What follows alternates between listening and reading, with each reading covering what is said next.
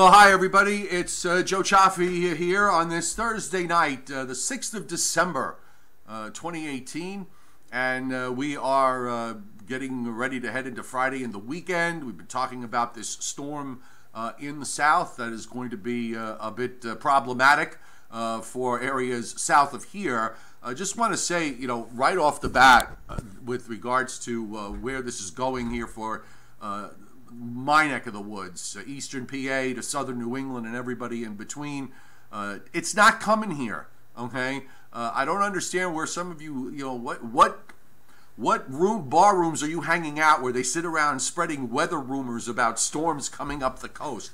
It ain't happening. We were putting cold water on this a couple of days ago, and we pretty much closed the door on it yesterday, and nothing's changed in terms of what we've been seeing with models today. We do have with us, however, someone who has actually worked in the Carolinas and knows the area quite well. He is going to lend his expertise tonight on how the forecast is put together for in a situation like this in the Carolinas. Meteorologist Jason Nappi, who I have actually cleverly hidden behind a whole host of screens. So you just got to wait till I maneuver. I'm not the most technical guy in the world, Jason, so but we got you front and center here. How's everything going? I'm good, Joe. How are you? Thank you for having me. Listen, it was definitely a good idea to have you on tonight because of everything that's going on. Now. What's that? I look like I'm covering the whole screen, but no. I'm going to be part of that screen. Don't worry. I'm right there in the upper corner. There we go. Okay. There we go. So, first off, tell everybody where you worked and your experience in the Carolinas. Sure, no problem. I'll just saying hi to everyone in chat. I started off. I was very fortunate to work from Georgia up to South Carolina to North Carolina. So I started off at WJBF in Augusta, Georgia. That's the ABC affiliate, so the Masters. So that was where I started off. I was there for 2.5 years, and more importantly, I was there during the major ice storm of 2014 in February. If you remember, if you're a golf fan, if you know about the Eisenhower tree. Yeah, I think I remember this, yes. I'm not a golf fan, but I remember this, yes. Yes. The tree was so badly damaged, they had to take it out. I believe they took it out by helicopter. That's just crazy. So, the place is like a fort. So, trying to get in there. But anyway, so yeah, the sign was damaged there. It was crazy. 200,000 people lost power, which is pretty much all of the Augusta metro area. We were all hunkered down at the TV station. I was one of the lucky people. I think out of like the 5 in the whole city that didn't lose power, but I was at work anyway, so it didn't really matter. But we're on the generator. It was crazy. I was told it was the worst storm to hit the Augusta, Georgia area as far as ice storm. They had gotten a bad one back, I believe, in 2000, and this one was 2014, and it was shut down. So then I got a job, same company up in South Carolina, Greenville, Spartanburg area, so you're starting to follow my pattern here, my path of where the storm is going to be hitting. Right, and then from there, I got a job in Charlotte, in North Carolina. So you get an idea. This is basically right about where this storm is going to be happening, and that was over the course of about 6.5 years, back to back. Explain the how these storms evolve for the interior Carolinas. You have more you have more hands-on experience with ice storms than I've ever had, because I can remember back in the early 70s there was a string of ice storms over a couple of winters up here in our area, but since then there really hasn't been. We do have these, the situations where you have snow that changes over to sleet and freezing rain, or perhaps in reverse. But usually the freezing part of the precipitation doesn't really last too long before it goes to one form or another. Whereas you get these long duration events down in Virginia, interior Virginia, down into North Georgia. So maybe you can just go a little bit into the meteorology behind it. Sure. Down there, it's all about the wedge, and believe it or not, the wedge happens even sometimes in the summer down there. Oh, I believe it. pattern there because you're so close to the mountains and so close to the ocean.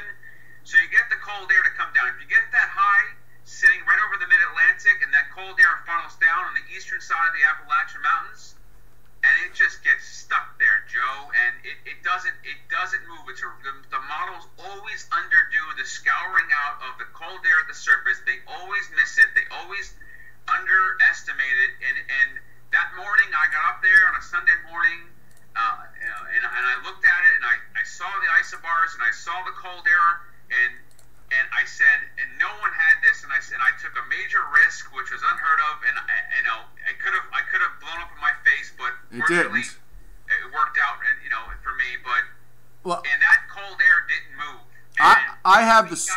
Go ahead. Rain stuck. So these fronts are going to come through. You're seeing on the map, and they're going to set the stage once that high pressure moves in at the right time over the mid-Atlantic, and it's going to really have a tough time, this storm, getting rid of that cold air at the surface. All right, so let's bring up. I'm going to bring up the GFS surface map here. We'll take it into Saturday, because this is Saturday to Saturday night. So this is where you start to see that the beginnings of that wedge, correct? Yes. And that's the high that's up in Wisconsin. Yeah, it's going to slide over. Which it does, and now it's sitting in western PA by early Sunday morning. So this is, at this point, you're starting to see those isobars are tightening up down in interior Virginia, North Carolina, and you can almost like take your finger and push down toward North Georgia there. Yes. So let me ask you this, because one of the things that I'm kind of struggling with here with respect to the forecast is, I understand how it happens up here when we get cold, high up in New England, and you get the cold air to dam east of the mountains, and it takes a long time for that cold air to get dislodged. We had that happen really back on November 15th with 6 to 12 inches of snow that wound up being the outcome. So down here, down in the Carolinas, it takes longer for the cold air to get scoured out, and I get that. But what about the actual draining of the cold air? Do the models oftentimes underdo the cold air draining southward or overdo it, or does it depend on the situation? It depends, but I believe they're underdoing it again this time, and I believe the newer GFS is picking up on it a little bit better, believe it or not. Right, I do have with the newer GFS. Are you referring to the 18Z or the parallel? The 18Z. Okay, so we'll look at the parallel too, because I thought the parallel was colder. All right, so look, I'm gonna run the map along. Okay. And everybody's seeing it full screen here. So you start to see the precip, that cold air draining down. You've got the high over New York City, or at least the H is over New York City. It could be anywhere, but in that general vicinity. But you do see the cold air damming southward with the area of expanding snow in North Carolina and in southern Virginia.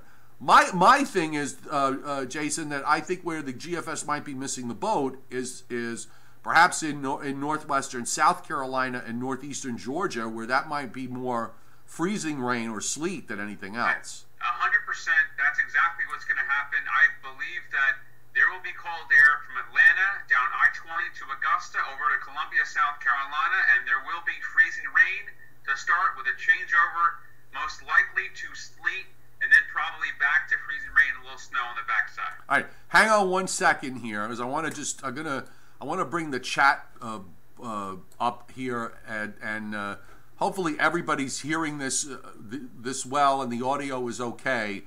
They usually, my regulars here will usually tell me when they're having some sound issues, and they seem to be doing all right. So I'm just going to pop the chat board out, so this way I'll have it on the side, and we can get into some questions. On my screen. I have YouTube up. Okay, so hang on one second. So let me come back to you. So let's get you back on. Well, we'll put the GFS back up on the screen, and now I can have the chat off to the side. I'm just trying to see if we looked at, see if anybody's got any questions. Chad Crawford, I think you're up in the North Georgia area. He says, mentions possibilities for maybe some freezing rain for places like Dalton, Cartersville, Gainesville, Rome, Canton, in North Georgia. Does that make sense? Yes. Yeah, they're saying my sound is low in chat. Oh, they are? Okay. I can't boost it. I've been trying to. I don't know what the issue is. I can manually boost mine. I can take a look and do a manual boost on mine. See if you could do that a little bit. I have you up as high as I can have you. Okay, mine's up to 10. That's as high as it can go. Okay, I added an extra pop up there on my side, so perhaps it'll be a bit better. I apologize for the audio being low, folks, but I've got some setting problems. Someone went in and fooled around with my settings, so I don't know. I wasn't able to fix it. So anyhow, let's see. There was one other post here on the chat that I thought. Oh, well, what about Atlanta? What's the situation with Atlanta in a case like this? Atlanta, I believe, is going to get in on the freezing rain. I do believe that, and it's gonna be a quicker scouring out in Atlanta. It all depends on the track of this low. This low is likely going to track right along the Gulf Coast, right in the deep south there. And if it tracks right along there, it's a classic setup for a Miller B storm, but not a Miller B that goes up the coast. It just scoots right off the south coast there, blows up over the coast of South Carolina, North Carolina, and then scoots out to sea. All right. Hang on. I'm trying to make sure I don't do anything silly here, like hit the XU out. Okay. Everyone's doing. I'm just trying to. Let's see. All right. Now let's address the snow. Let's address the snow issue, because Bertha Gunter, who lives in Western North Carolina, she is one of my regulars. I was thinking that for the western parts of North Carolina, that. And I don't know the topography all that well, except for the times that I've driven down I-80. But I went 6 to 12. I was thinking maybe along the lines of 6 to 12 with some local amounts over a foot in Western North Carolina. How does that sit with you at the moment? For Western North Carolina, for the Asheville area, I would go at least 1 to 2 feet. Really? Yeah, they're going to get the most out of it.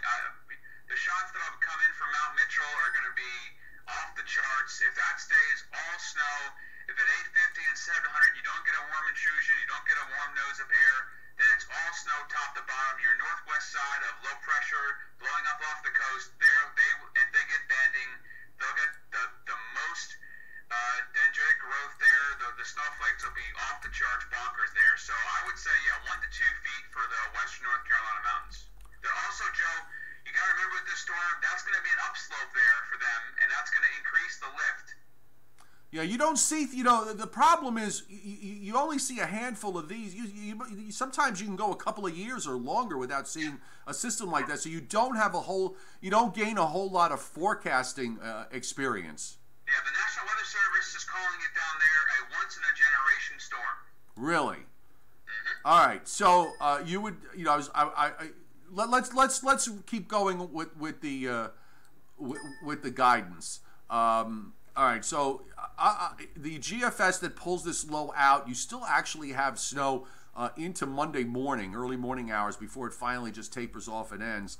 How do you resolve the fact that it has one low going out and it keeps trying to make this sort of second low? My experience with those sorts of things is that a lot of times the models do that and then they don't wind up happening, and I didn't put too much importance on it. There is a little bit of a 500 millibar upper level low that's going to drop into this storm at basically in the 11th hour, so that's why you're seeing that.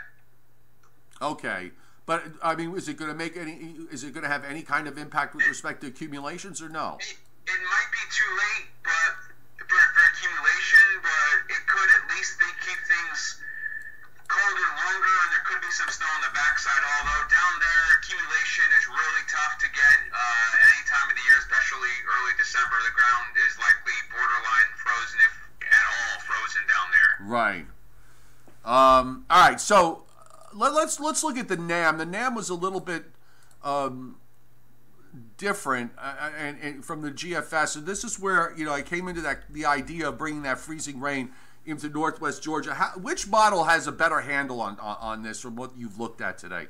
I'm using the EPS, and I was looking at the probabilities on the Euro for the probabilities of more than 1 inch of the ensembles, for more than 1 inch, more than 3 inches, more than 6. Have you seen those? I have not had a chance to look at the ensembles, no. Yeah, the ensembles, I think, are doing a really good job showing the snow, but also to remember the Euro takes into account, the same as the GFS, it takes into account the sleet and the freezing rain as snow. For some reason, they haven't figured out how to differentiate when you get a warm nose of air at 850 or 700. But so this is mostly going to be, I think, a thump at the beginning of the storm when it starts off as snow, and then you get that warm nose of air to come in, and it's going to change over. The question is then the battle of, you got the evaporative cooling going on when the storm starts to really, start to kick into gear off the coast, and there's the forcing there. So you're going to get an initial wave, I believe, of precip of some heavy snow, and then you're going to have to see what happens here. How quickly does the atmosphere cool dynamically? How quickly does that happen where we get those real big heavy flakes to come down and bring that cold air down to the surface, and how much cold air is left at the surface at that point, and does it get pulled all the way down? I pulled up the NAM 850, yep. And you can see it here. It's got to be really tricky to forecast in a situation like this to see.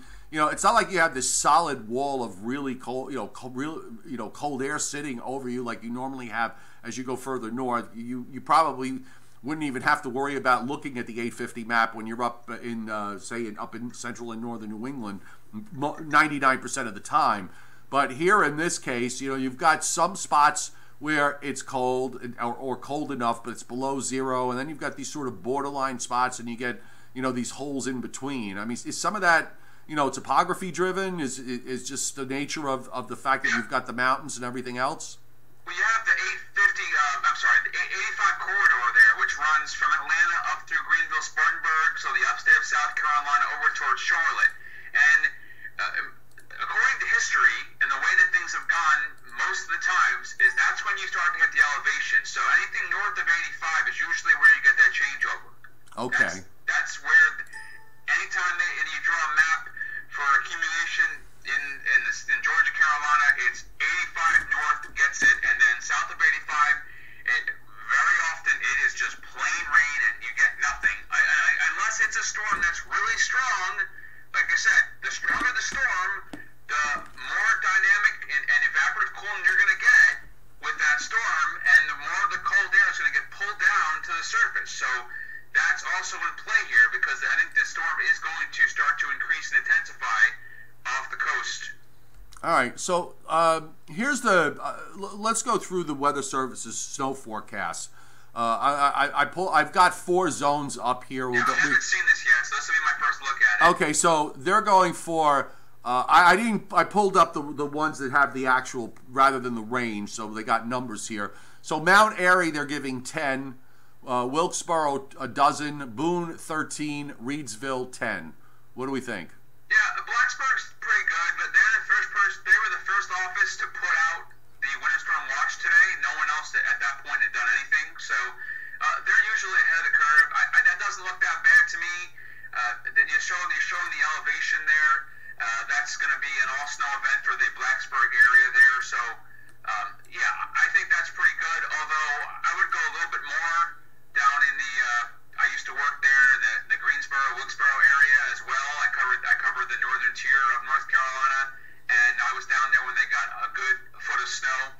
I wouldn't be surprised if they got a little bit more there, especially in the higher elevations. Okay. One of my regulars, Johnny Quest, who's in the Blue Ridge Mountains, and he's asking about where was it?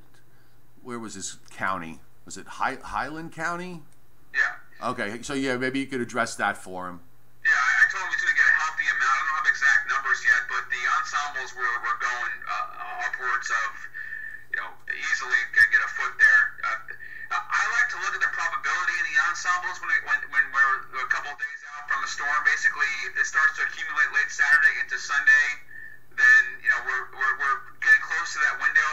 My other rule, Joe, has always been no more than 2 days. I have to actually give numbers. I understand there's a lot of pressure. People put numbers out 3, 4, 5 days out, but so the probability of more than 1 inch, of more than 3 and 6, those are things that I put a lot of time and effort into looking at. Right. This far out.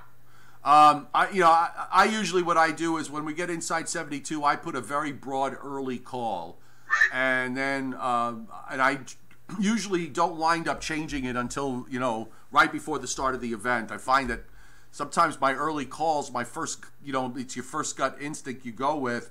Oftentimes that winds up being closer to the truth than anything else. But yeah, I get a kick out of people that put out, stuff days and days and days in advance. And, why even put yourself through that emotional hell? Because that's really what it is. All right, so I've got the next section up here. So this is where we're talking about up into northern South Carolina. Greenville, 2 inches, 2 at Spartanburg, 2 at Union, 3 at Rock Hill, less than an inch in Clemson, and then back up on the North Carolina side, 11 at Hickory, 8 at Morganton, 7 in Forest City, Gastonia 10, Charlotte 10. Charlotte is a big city. How realistic you think? Okay.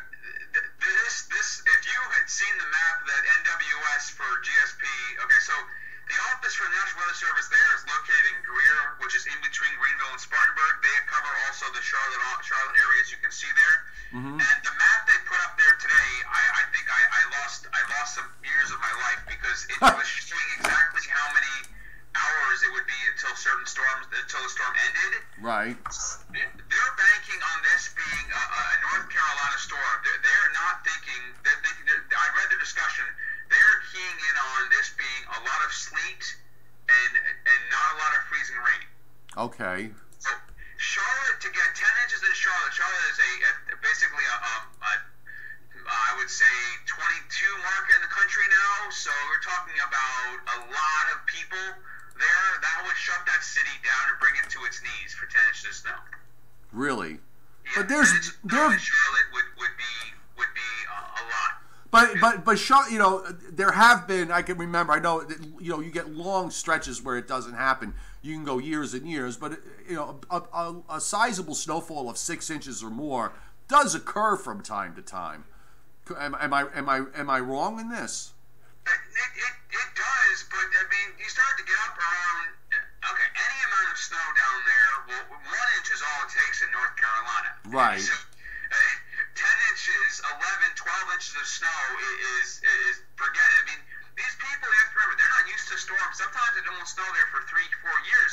They don't have shovels, plows, salt. They don't do that stuff. I mean, they're not prepared. Augusta was not prepared for the ice storm. Not even close. I mean, it doesn't happen. It just doesn't happen down there. Gotcha. All right. So you think these numbers all look pretty reasonable to you? I believe that there's going to be more freezing rain and sleet than there is going to be snow, but there will be an initial thump of snow right in the upstate of South Carolina. So I think those numbers are a little bit low for that initial thump. All right. So let's move into Western Tennessee. I don't know how much how much experience you've had. Not on the other side there, you got Knoxville less than an inch, Athens, Morristown, La Follette, generally 2 inches or less, Johnson City 4, and then in Western Virginia you've got Wise at 10 and Abingdon at 8. Does that sound good to you? Yeah, because Eastern Tennessee, I was right there, so I know there really well. You have the shadowing going on with the mountains, so okay. Those areas aren't going to see on the downslope on the other side of the mountain. You get a lot of shadowing there with the Smokies and with the Blue Ridge. They just don't. Not with a storm like this. There's a lot of shadowing going on, so they won't see that much. But Eastern Kentucky, Western Virginia, Southern West Virginia, those areas will see a good helping out of this. But it's going to be a very sharp cutoff. All right. Roanoke, Lynchburg. I wanted to mention I wanted to bring those up specifically. Excuse me, Roanoke, Lynchburg, Charlottesville, and Virginia. What do you think? Yeah, those areas you're going to get a lot. I think that's a good sweet spot with this storm, northwest side of the storm. I think you'll get plenty of lift there. I really think that's going to be an all snow event. I don't think there'll be any mixing in Roanoke. All right, so let's go to the eastern part of Virginia, out to Richmond, Petersburg. How far? This is where you start to get the question of how far north is the northern fringe of precip going to get. I think you could make a case that it probably doesn't get much further north than what is that, 64? I-64 that goes from Richmond westward? Yeah, that's where you're going to have, it's going to be more the track of the low, and whether or not it gets pulled north or not, but does the moisture stay offshore? But, the precipitation there could be light, but with these storms, if that high moves out of the way, Joe, and this storm, these storms always want to come north. I'm not saying it's going to be a nor'easter, but right. They always want to come north. And if it gets up to Baltimore and they get a little bit, I wouldn't be surprised at this point. Well, I mean, in terms of the northern fringe.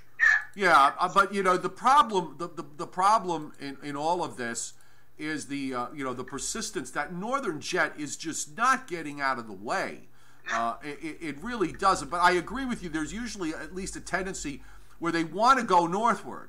And if the northern jet had pulled out a bit more, if you could have gotten a little bit more lifting in the south, then yeah, I think it certainly could have been problematic for places further north. But with that northwest flow that is so strong from the southern base of those northwesterly winds aloft runs from northern Lake Huron to about Erie, to Pittsburgh, to New York City out eastward. It's hard for me to envision being able to get the low, much further north than say just northeast of Hatteras. Yeah, and I've been noticing also on the last few runs this storm, the low pressure coming through California. And eventually it's going to be Texas. It's been getting a little bit stronger. Mm-hmm. It's been slowing down. It's going to have a little more moisture with it. So that's the only reasons why I was saying, there might be some more moisture with it. And then once it gets off the coast of Georgia, Carolina, it's probably going to intensify a little bit. Okay. Well, that guy's going to smooth out of the way. And then you're going to get that upper level low. It's going to try and sneak in. If that upper level low gets in a little bit sooner, then I'm not saying it's going to go negative, but it's going to be. Well, it might, at the very least, if it did that, it might enhance the precip some. Yeah, it'll give it a little juice at the end there, and that might help it keep going a little bit. But I really believe this is going to get down to be as far south as Atlanta and Augusta as ice. I really do believe that. Let's Tar Heels fan David Carpenter on the board asking about.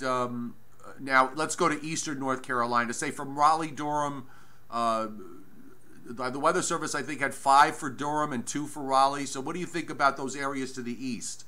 How does that translate? That's also going to be an extremely close call on the track of this low. If this low hugs the coast there, then normally those areas are away from the mountains, they're away from the wedge, and they get a lot of rain. Okay. So... David DeVault wants me to talk about northern Arkansas because actually, with the way this track is, there is that cold high is going to try and wedge down. Also, part of it wedges west down the Mississippi, and it does produce, at least some snow through northern Arkansas, northeastern Oklahoma. Although the models have kind of backed off a bit on the northern fringe of the snow, and I'm wondering whether that's because the colder push is going to be more to the east than as opposed to west of the mountains. Yeah, no, Fayetteville's going to be a really, really close call, but Fayetteville up in northwest there, Arkansas, if I'm not mistaken, I don't know the area particularly well, but I'm bringing up the maps right now, and for more than 3 inches of snow in northern Arkansas, going at the ensembles are going with 50 to 60% chance of more than 3 inches. That's pretty good. That's a pretty good number to feel confident with. So, what do you think? Once this is all said and done, it kind of looks to me like the overall pattern that the general pattern we've been in for the last 8 weeks or so looks like it's going to relax for a little bit.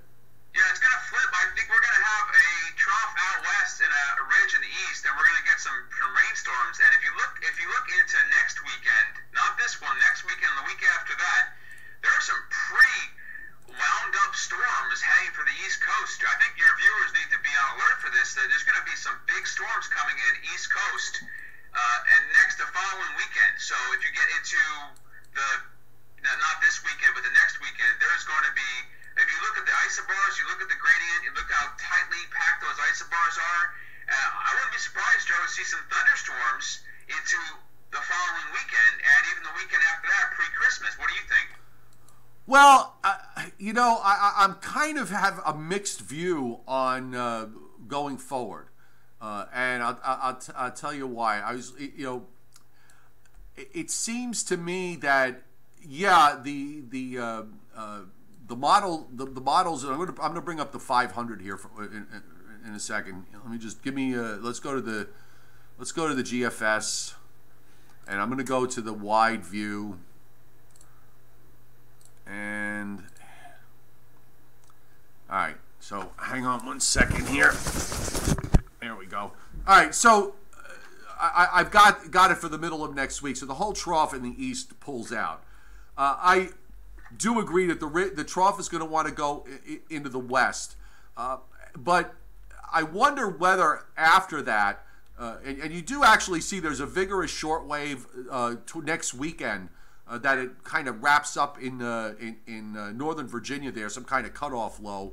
The models have been coming back and forth on the idea of whether that was going to be some kind of coastal low, and then there's some of the models are also trying to make a deep trough and a cutoff going in the days beyond that. I just wonder, there's going to be some ridging back out in the west. There's going to be a trough in the west, but is it going to be along and just off the west coast, or is it going to be fully inland off the west coast? Because that's inland into the west coast, because that's going to that would make a big difference. And the other question is, this run didn't do it, but I think the run before this, I'm just looking at the long range of the 12Z, okay, which I thought was pretty dynamic going forward, like you said, with these big storms. But it also has a pretty blocky look to it going down the road past days 11 and 12. And the models have been going back and forth on this about whether it's going to happen. So I'm not 100, by flipping warm, quote unquote, yes. Is it going to be like blowtorch warm? No, I don't think it's going to be blowtorch warm.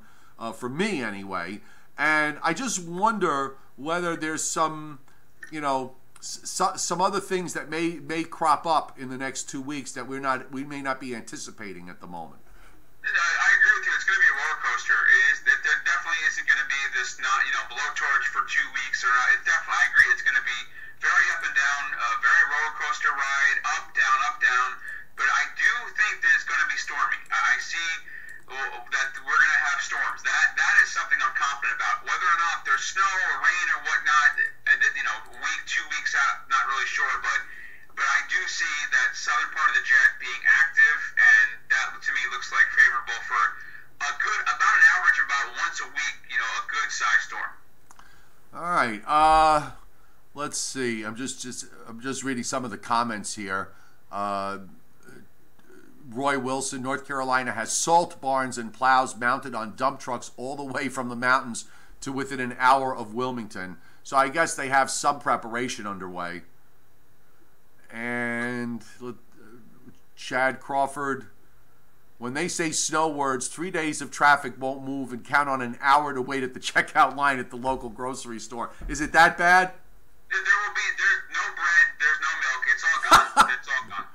What? Look on Twitter, Facebook, it's gone. I promise you, I will bet my life on it. It's all gone in those areas. Where would Ethan Bean, where will the rain snow line set up as he lives in the central northeast Tennessee Valley? Can you give a more specific point, Ethan? Central Northeast Tennessee Valley. I'm not sure where exactly that is. So it's just west of Knoxville, I believe. Okay. So what do you think? Yeah, I think he's talking about the Tallahassee area. It's a close call there. You're not going to get the cold air damming there. So with a storm like this, most likely, depending on the high pressure to the north, you're probably going to get more rain/mix there. The big key to the storm is the cold air being dammed up against the eastern side of the mountains. That's the key. If you're not there, then the warm air is going to scour out the cold air very quickly and very easily, because that's the whole idea of cold air damming. Okay. Johnny Quest, who's one of my regulars, and he's in the Blue Ridge Mountains, and since the end of the spring, the rain there has been almost unrelenting, and he's had about 87 inches of rain. And and those numbers are real. Okay, the rain there has been, the Lynchburg Dam almost broke because of all the rain that they had. That's been a really unusual pattern that is set up there. Now he's got, if you're dealing with snow and then more storm events, there could be some serious flooding issues continuing in that area down the road in the longer term, right? They have, I believe they're putting some flood watches up in the south already. Maybe I wasn't sure if it was Alabama or. Well, but he's up in the but he's up in Western Virginia, okay, where he is in the Blue Ridge. They've gotten, the rain has been, really crazy in terms of for the seasonal total, and it's been almost unrelenting since the end of the spring. The heavy snow now coming down, snow melt, and then more rain in a stormy pattern is not. It's not good. It's not going to be good in the longer term for a large portion of that area in Western Virginia and in the Blue Ridge Mountains. Yeah, it's been the East Coast has an above average fall, big time for precip. Up and down. Yeah. Whether people saying much too warm here in northwestern Arkansas. David Duvall, that they won't get much in the way of accumulation. I haven't given it myself. I have not given it a close look. I don't know if you have. I'm looking at a map right now of northern Arkansas, and more than 1 inch of snow probability from the Euro ensembles at checking in about 90-95% in the bullseye. Okay. And half of the state is more than 50% chance of more than 1 inch of snow. They're just giving you ensemble numbers, raw ensemble numbers. Mr. Person, asked 8 to 12 in Raleigh. Is that a realistic possibility? I would say it's possible, but the ensembles are going closer to 6 right now. Okay. Like I said, you're far enough away from where the wedge sets up there that it's going to be easy for that to get scoured out. Now, like I said, if that storm develops, it blows up off the coast, and you get the evaporational cooling, then that number certainly could happen. I was down there in Raleigh-Durham and Charlotte and Greensboro where they got a good foot of snow. It was last January, February. So it can happen. All right. I guess we'll leave it at that, Jason. Any final thoughts? No, I just believe that, Joe, and thanks for having me, I believe that I don't think anyone's going to get this storm right. I don't think the models, I don't think it's way too complex. There's too much going on, but I would just keep an eye on like we saw with that last storm in New York City and Pennsylvania and everywhere. You wake up and you see it snowing, and obviously this time it won't be DC first, but if you look at the surface map on Saturday and Saturday night, and you look at some of the cameras and you look at Sunday morning, what is actually happening at those moments? Look at the surface map. Where is the cold air wedged in? That's when we're going to know. I think this will be a nowcasting storm more than it's going to be a forecasting, because it's basically within 1 or 2 degrees of difference between 3 inches of snow or nothing. Gotcha. All right, Jason, have a good day. All right, thanks for coming on. I really appreciate it. Thank you, Joe. All right, we'll have you back on again when the next storm hits the southeast. All right, sounds great, Joe. Take care, pal. All right, bye. All right, so that was Meteorologist Jason Nappi, and he was very kind to come on tonight and explain, since he worked out in that area in North Carolina, and also down through South Carolina and Georgia. He pretty much covered the whole way, so he's got some good hands-on forecasting experience when dealing with storms in the southeast. I apologize for the audio issue. I had everything sort of preset, and somebody decided to come in, I think, and play with my audio levels, and it's all a mess.